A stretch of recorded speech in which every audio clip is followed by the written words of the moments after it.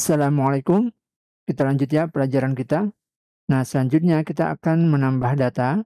Jadi kita buat form di sini. Kita tambahkan data name dan email. Oke, pertama kita buat dulu formnya. Oke, seperti ini formnya kita, name dan email. Lalu kita bisa edit di sini untuk action. Jadi di sini kita kasih klik, submit.prevent. Nah, kemudian kita buat ini store. Kemudian data store, kita ke add user. Oke, seperti ini. Nah, lalu di sini kita pasang X modelnya, input tipe teks, X model. Nah, jadi datanya kita akan buat juga seperti ini, data store. Di sini kita buat data store. Jadi di sini kita ke index, kita buat dulu. Ini user, isinya objek, kita kasih ID. Jadi ini ya untuk data user kita. Jadi kita bisa buat di sini data store user.name. Nah, kemudian kita buat juga untuk email X model user email. Oke, sudah. Nah, selanjutnya kita buat fungsi add user.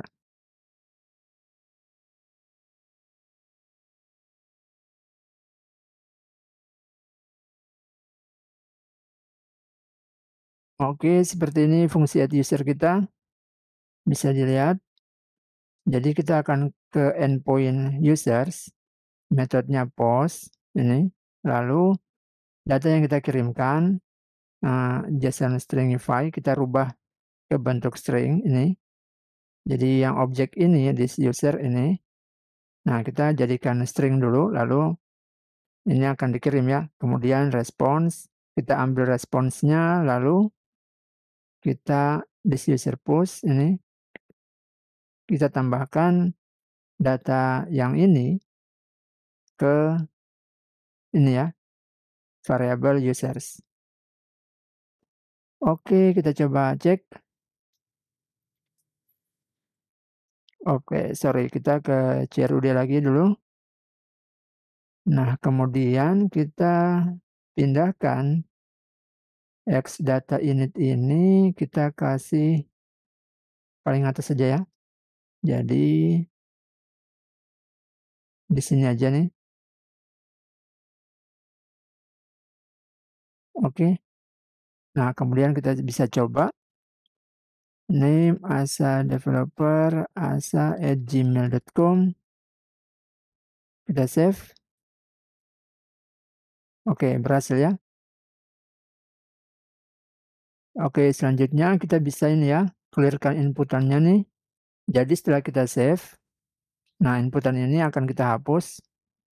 Oke, jadi kalau kita buat seperti ini, kita buatkan dulu fungsinya reset form. Oke, gini aja. Lalu kita buat this username kosong, kemudian email juga kosong. Oke, lalu kita buat di sini this reset form. Oke, nah kalau seperti ini, jika kita ketik, misalnya ini, enter. Nah, dia terhapus, tapi kita punya data di sini juga ikut terhapus. Nah, jadi kita di sini kita buat seperti ini. Oke, kita manual aja ya. Ini ID. Oke, seperti ini. Kita coba cek.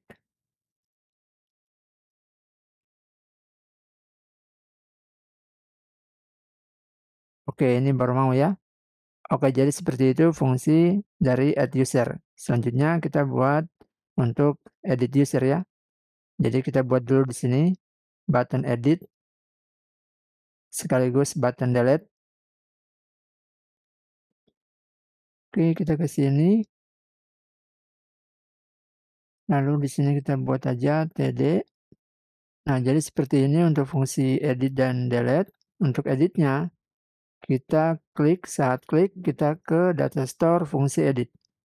Jadi kita buat lagi fungsi edit ya. Nah, ini kita simpan. Kemudian kita buat fungsi edit.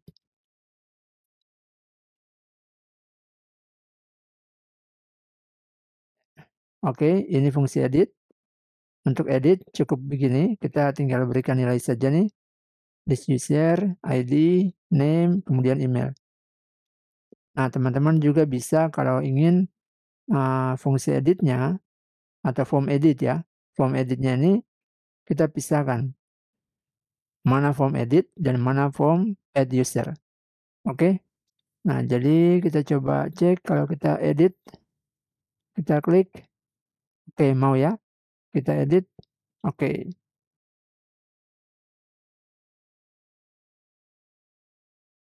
Nah, pertanyaannya, ini kan kita hanya berikan nilai untuk form ini nih. Dua ini kan name dan email. Lalu gimana caranya biar kita bisa mengganti ini ya, bahwa ini form submit prevent ini, yang add user ini, tujuannya akan ke edit jika ada fungsi edit diklik. Oke, jadi kita bisa buat seperti ini ya. Kita buat lagi dulu variabel baru. Nah, kita buat di sini form edit. Nilainya kita kasih false. Nah, lalu kita buat di sini untuk editnya, yaitu jika sudah diklik edit, kita rubah nilainya form edit ini menjadi true. Nah, setelah itu di sini CRUD HTML submit prevent kita bisa buat if ini jika ada data store edit form form edit ya. Form edit. Oke, form edit ya. Nah, jika nilainya itu true, benar ya. Jika nilainya true benar, maka kita ke store data store update nih ya, update user.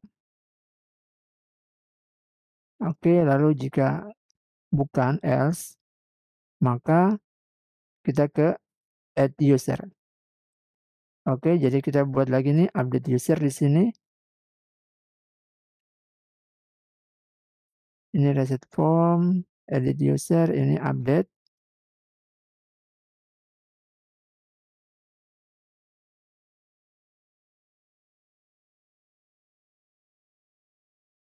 Kita ke sini log update proses. Oke.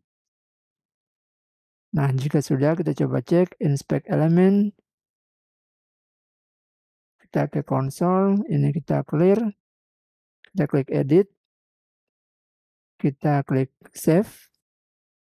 Oke, mau ya update proses. Nanti jika kita ini isikan, kita isi lagi nih di sini. hi@gmail.com. Kita enter. Oke, tidak ada proses ya. Tidak ada proses update. Nah, otomatis dia nambah nih. Jadi benar ya, script kita seperti ini. Oke, sudah. Nah, sekarang kita buat fungsi update-nya. Oke, jadi seperti ini fungsi update user kita. Nah, kita ngasih ke fungsi ini data user, kemudian kita ke endpoint ini. Oke, lalu metodenya put. Oke, kemudian body headers. Nah, ini jika then datanya kita sudah dapatkan, kita ambil. Lalu ini update user, datanya di sini ya. Kemudian kita buat this users, variabelnya kita nih yang array. Oke, kita mapping ini item users. Jika user ID sama dengan ini sama dengan updated user ID, maka kita perintahkan update nih. Oke, jika tidak ya udah kita kembalikan user. Oke, begitu kita langsung cek, kita edit. Oke, lalu kita coba ini kecilkan dulu. Kita langsung aja ke network.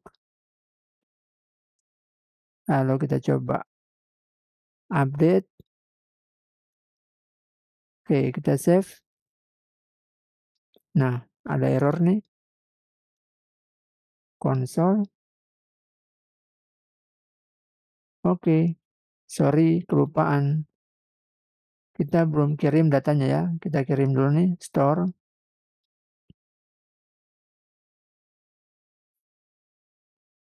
Oke, seperti ini sudah.